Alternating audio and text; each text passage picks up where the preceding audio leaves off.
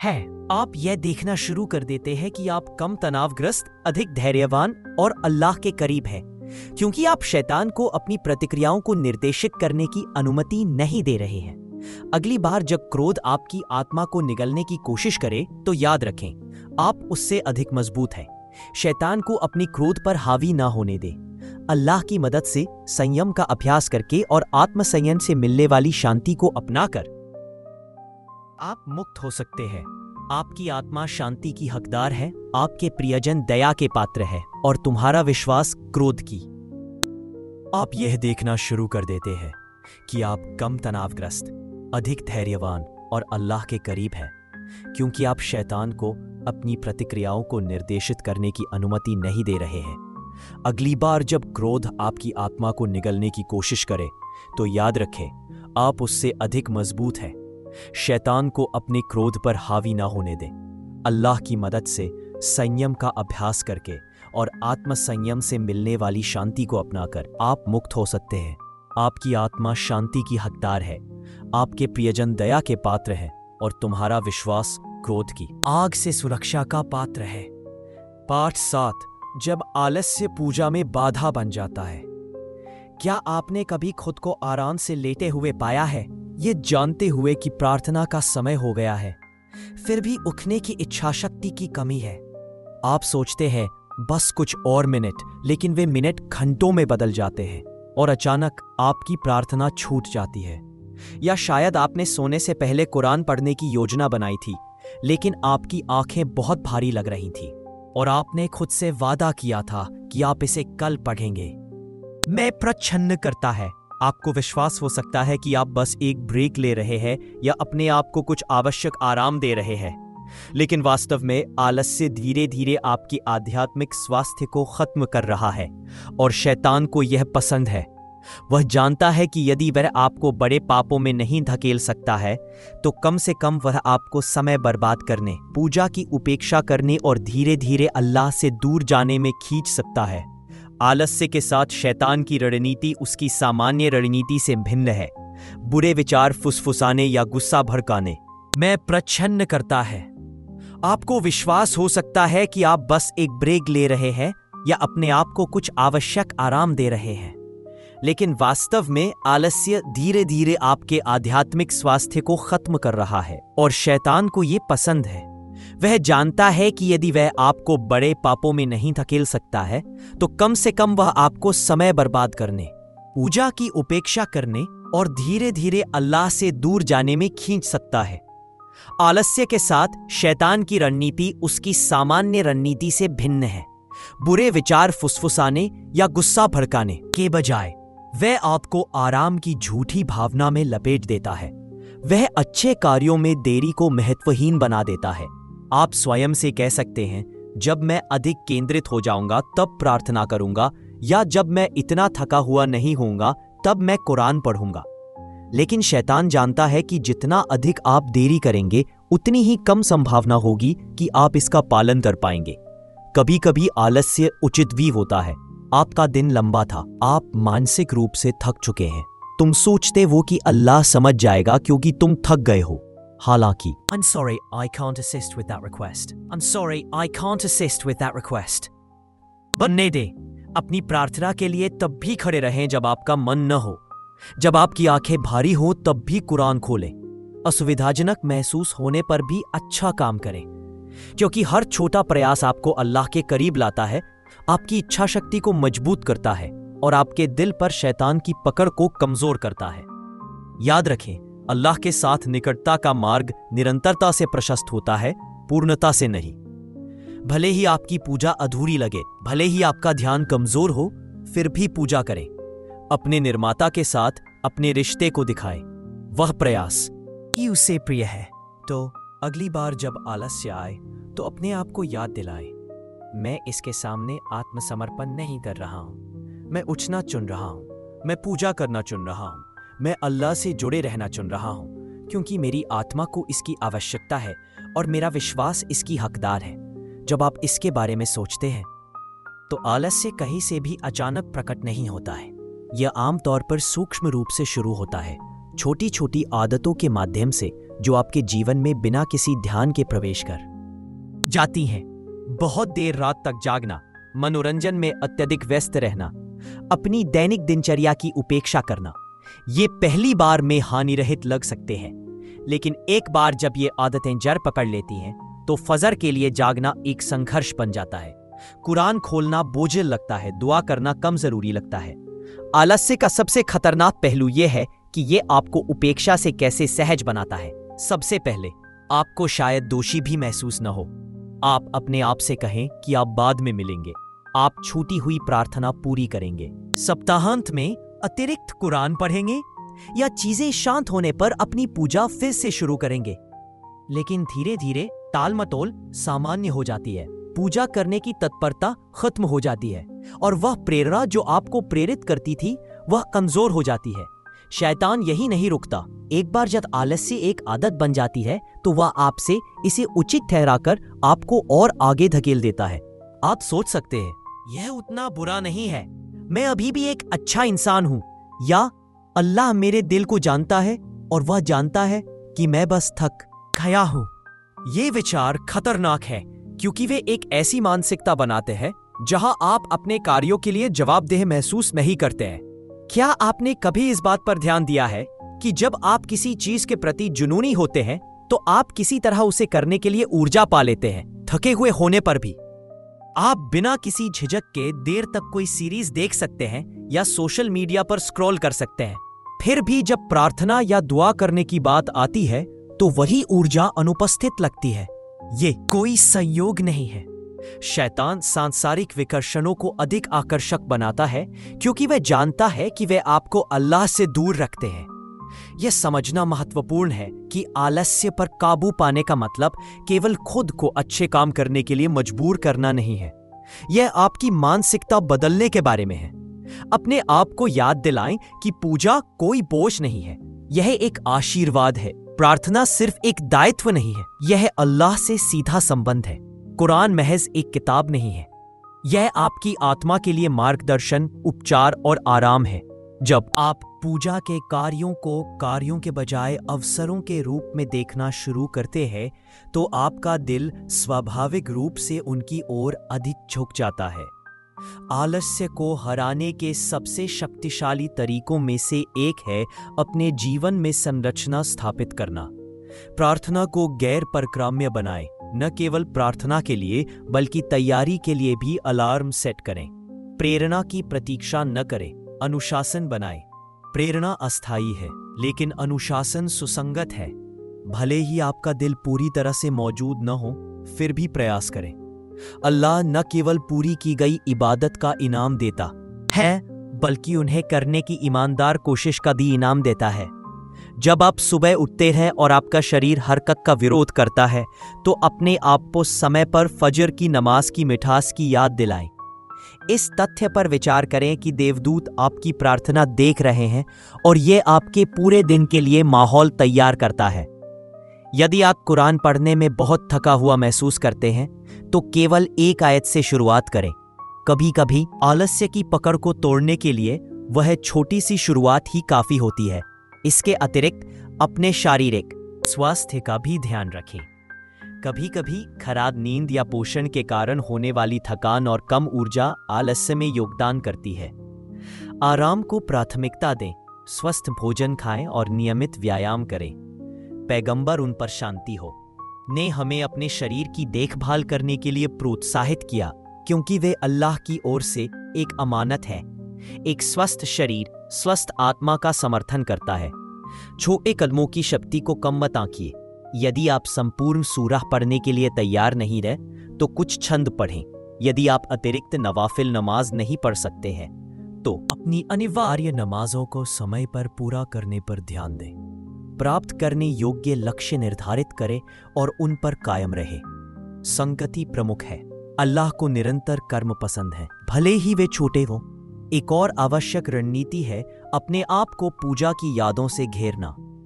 अपने कमरे में कुरान की आयतें लटकाएं। उन सोशल मीडिया पेजों का अनुसरण करें जो आपको अल्लाह के प्रति सचेत रखते हैं। रोजमर्रा के काम करते समय इस्लामी व्याख्यान सुने, जितना अधिक आप अनुस्मारकों में डूबे रहेंगे, शैतान के पास आपके हृदय को आलस्य से भरने के लिए उतनी ही कम जगह होगी।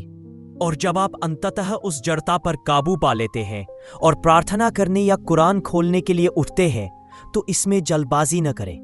गर्व महसूस करने के लिए एक क्षण ले, अहंकार से नहीं बल्कि कृतज्ञता के साथ, कि अल्लाह ने आपको शैतान के खिलाफ लड़ने की ताकत दी। समझे कि हर बार जब आप आलस्य पर विजय पाते हैं तो आप अपनी इच्छाओं और दुश्मन की कानाफूसी के खिलाफ लड़ाई जीतते हैं।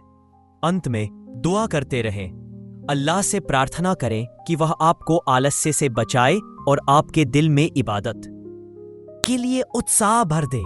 कहना, हे अल्लाह, इबादत को मेरे लिए प्रिय बना दे, मेरे दिल को तुझे याद करने के लिए उत्सुक कर दे, मुझे आलस्य के जाल से बचा ले और मेरे ईमान पर कायम रहने में मेरी मदद कर।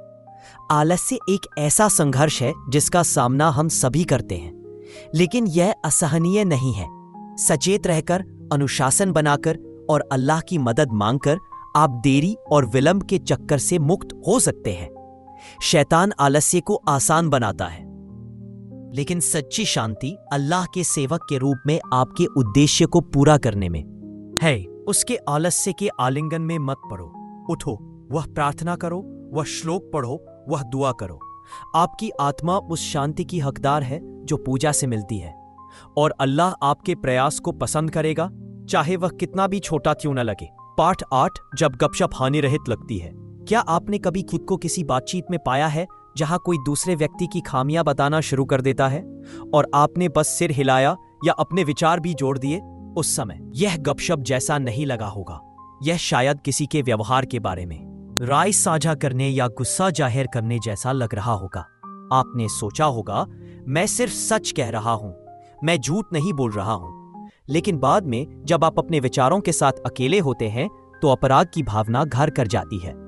आपको एहसास होता है कि 1 घंटे के लिए आपने किसी और के जीवन के बारे में उनकी पीठ पीछे चर्चा की। गपशप एक ऐसा पाप है जो शुरू में गंभीर नहीं लगता। वास्तव में यह आनंददायक भी महसूस हो सकता है, जैसे किसी रहस्य को साझा करना, सच्चाई को उजागर करना, या I'm very sorry, I can't assist with that request. I'm very sorry, I can't assist with that request. बात करना जो उसे नापसंद हो। जब एक साथी ने पूछा, क्या होगा यदि मैं जो कह रहा हूं वह वास्तव में सच है? पैगंबर ने उत्तर दिया, यदि आप जो कह रहे हैं वह सच है तो आपने अभी भी उसके बारे में गपशप की है, और यदि यह सच नहीं है तो आपने उसे बदनाम किया है। सही मुस्लिम। उस बारे में सोचना, भले ही आप सच बोल रहे हो, अगर यह कुछ ऐसा है जो व्यक्ति को नापसंद है तब भी इसे गपशप माना जाता है। शैतान आपकी इच्छाओं को तोड़ मरोड़ कर पेश करता है ताकि गपशप सामान्य। Neville Goddard stands as one of the most profound spiritual and manifestation teachers in modern history. Though his name may not be as widely recognized as some of his contemporaries, his influence has quietly shaped generations of thinkers, writers, and seekers, including luminaries like Dr. Wayne Dyer, who devoted an entire book to interpreting Neville's teachings. I first discovered Neville's work several years ago, and from that moment on, my life took a dramatic turn for the better. By applying his principles with consistency and faith, I was able to manifest a multi-million-dollar business and attract my soulmate, achievements I once would have considered beyond reach. One of his lesser-known but deeply transformative books is Out of This World. I remember reading it during a solitary hike through the mountains, and as I internalized its core ideas, I experienced a level of mental clarity I had never known before. Suddenly, everything in my life began to make sense. Today, I लगाना या उनके निजी जीवन के बारे में बात करना संतुष्टिदायक लगता है। शैतान गपशप को स्वाभाविक बनाता है क्योंकि यह आपको अपनी खामियों का सामना करने से विचलित करता है। जब आप दूसरों पर उंगली उठा रहे होते हैं तो आप आसानी से अपनी गलतियों को नज़रअंदाज कर देते हैं। क्या आपने देखा है कि जब आप क्रोध, ईर्ष्या या असुरक्षित महसूस करते हैं तो शैतान आपको गपशप की ओर धकेलता है, आपकी किसी के साथ खराब बातचीत हुई है और अचानक उनकी पीठ पीछे उनके बारे में बात करना इससे निपटने का एक तरीका जैसा लगता है। आप ठगा हुआ महसूस नहीं करेंगे। जब आप गपशप करते हैं तो आप दूसरों के साथ ठीक यही करते हैं। आप उनसे अपना बचाव करने का अधिकार छीन लेते हैं और उन्हें पता चले बिना ही उनकी प्रतिष्ठा को नुकसान पहुंचाते हैं।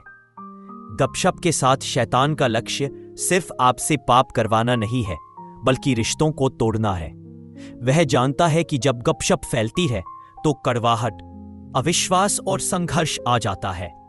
आप सोच सकते हैं कि किसी को कभी पता नहीं चलेगा, लेकिन रहस्यों को प्रकाश में आने का एक तरीका होता है। और जब आप ठगा हुआ महसूस नहीं करेंगे।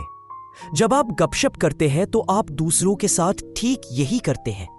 आप उनसे अपना बचाव करने का अधिकार छीन लेते हैं और उन्हें पता चले बिना ही उनकी प्रतिष्ठा को नुकसान पहुंचाते हैं। गपशप के साथ शैतान का लक्ष्य सिर्फ आपसे पाप करवाना नहीं है, बल्कि रिश्तों को तोड़ना है। वो जानता है कि जब गपशप फैलती है तो कड़वाहट, अविश्वास और संघर्ष आ जाता है। आप सोच सकते हैं कि किसी को कभी पता नहीं चलेगा, लेकिन रहस्यों को प्रकाश में आने का एक तरीका होता है। और जब वे ऐसा करते हैं तो लोगों का आप पर से भरोसा उठ जाता है। वे सोचने लगते हैं कि क्या आप भी उनके पीठ पीछे उनके बारे में बात करते हैं। यह जानकर हृदय विदारक हो जाता है कि हताशा के क्षण में बोले गए आपके शब्द किसी अन्य व्यक्ति को अपमानित, अलग थलग या गलत तरीके से आंके जाने का कारण बन सकते हैं। शैतान तब जीतता है जब आपके शब्द संदेह पर रस देते हैं, विभाजन या टूटा हुआ विश्वास पैदा करते हैं। गपशप न केवल दूसरों को बल्कि आपके आध्यात्मिक कल्याण को भी नुकसान पहुंचाती है। पैगंबर शांति उन पर होने चेतावनी दी थी कि चुगली करना मृत भाई का मांस खाने के समान है। सूरह अल हुजुरात 49:12। यह एक ज्वलंत, चौंकाने वाली छवि है कि गपशप वास्तव में कितनी घृणित है।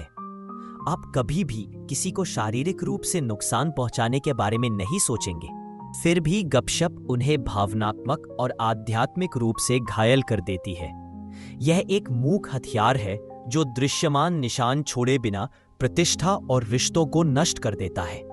गपशप पर काबू पाने का सबसे कठिन हिस्सा यह पहचानना है कि यह कितना सामान्य हो गया है। यह हर जगह है, पारिवारिक समारोहों में, काम पर, दोस्तों के बीच। कभी कभी आप इसे शुरू करने वाले भी नहीं होते, आप बस इसमें खींचे चले जाते हैं। आपको डर है कि यदि आप भाग नहीं लेंगे तो आप असभ्य या उदासीन समझे जाएंगे। शैतान आप पर दबाव डालना चाहता है क्योंकि वो जानता है कि एक बार जब आप हार मान लेते हैं तो पछतावा और अपराध बोध अपरिहार्य है। तो आप इस आदत से कैसे लड़ेंगे जब यह दैनिक जीवन में इतनी गहराई तक जड़ें जमा चुकी है? पहला कदम गपशप होने पर उसे पहचानना है। जब जिस व्यक्ति पर चर्चा की जा रही है उसके बारे में कुछ सकारात्मक उल्लेख कर सकते हैं या चर्चा को पूरी तरह से कहीं और ले जा सकते हैं। कभी कभी गपशप के प्रवाह को तोड़ना ही काफी होता है। जब आपको एहसास होता है कि आप पहले से ही गपशप में लगे हुए हैं तो शैतान को आपको यह समझाने न दे कि चीजों को सही करने के लिए बहुत देर हो चुकी है। तुरंत अल्लाह से माफी मांगे। कहो, हे अल्लाह, मैंने अपने भाई बहन के बारे में बुरा कहा, मुझे माफ कर दो और मुझे बेहतर बनने के लिए। जिस व्यक्ति पर चर्चा की जा रही है उसके बारे में कुछ सकारात्मक उल्लेख कर सकते हैं या चर्चा को पूरी तरह से कहीं और ले जा सकते हैं। कभी कभी गपशप के प्रवाह को तोड़ना ही काफी होता है। जब आपको एहसास होता है कि आप पहले से ही गपशप में लगे हुए हैं तो शैतान को आपको ये समझाने न दे कि चीजों को सही करने के लिए बहुत देर हो चुकी है। तुरंत अल्लाह से माफी मांगे। कहो, हे अल्लाह, मैंने अपने भाई बहन के बारे में बुरा कहा, मुझे माफ कर दो और मुझे बेहतर बनने के लिए मार्गदर्शन करो। फिर यदि संभव हो तो इसे सुधारने के लिए कार्रवाई करें। उस व्यक्ति के बारे में सकारात्मक बोले और यदि उचित हो तो सीधे माफी मांगे। गपशप से बचने का सबसे अच्छा तरीका है अपनी खामियों को याद रखना। अपने आप को याद दिलाए कि आप पूर्णता से बहुत दूर हैं। यदि अल्लाह आपके पापों को सबके सामने उजागर कर दे तो आपको कैसा लगेगा? अपनी कमजोरियों को समझने से आपका हृदय विनम्र रहता है और आप दूसरों की आलोचना करने से बचते हैं। जब भी आप गपशप सुने तो तो उसके बजाय उस व्यक्ति के लिए प्रार्थना करें। मित्रों का समूह अक्सर गपशप में व्यस्त रहता है, तो एक कदम पीछे हटें और उन रिश्तों का पुनर्मूल्यांकन करें। अंत में हमेशा याद रखें कि आपके द्वारा बोला गया हर शब्द रिकॉर्ड किया जाता है। कयामत के दिन आप देखेंगे कि आपके शब्द आपके सामने रखे गए हैं। आप नहीं चाहेंगे कि आपके अच्छे कर्म उन लोगों को हस्तांतरित हों जिनके बारे में आपने गपशप की है। अपनी जीभ पर नियंत्रण रखकर अपने कार्यों की रक्षा करें। शैतान के जाल में फंसने के बजाय चुप्पी चुनें।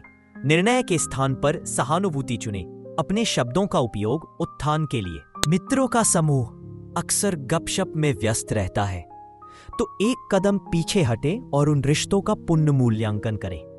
अंत में हमेशा याद रखें कि आपके द्वारा बोला गया हर शब्द रिकॉर्ड किया जाता है। आप देखेंगे कि आपके शब्द आपके सामने रखे गए हैं। आप नहीं चाहेंगे कि आपके अच्छे कर्म उन लोगों को हस्तांतरित हों जिनके बारे में आपने गपशप की है। अपनी जीभ पर नियंत्रण रखकर अपने कार्यों की रक्षा करें। शैतान के जाल में फंसने के बजाय चुप्पी चुनें। निर्णय के स्थान पर सहानुभूति चुनें। अपने शब्दों का उपयोग उत्थान के लिए करें, न कि तोड़ने के लिए। याद रखें, सच्ची ताकत दूसरों की खामियों को उजागर करने में नहीं, बल्कि उनके सम्मान की रक्षा करने में है।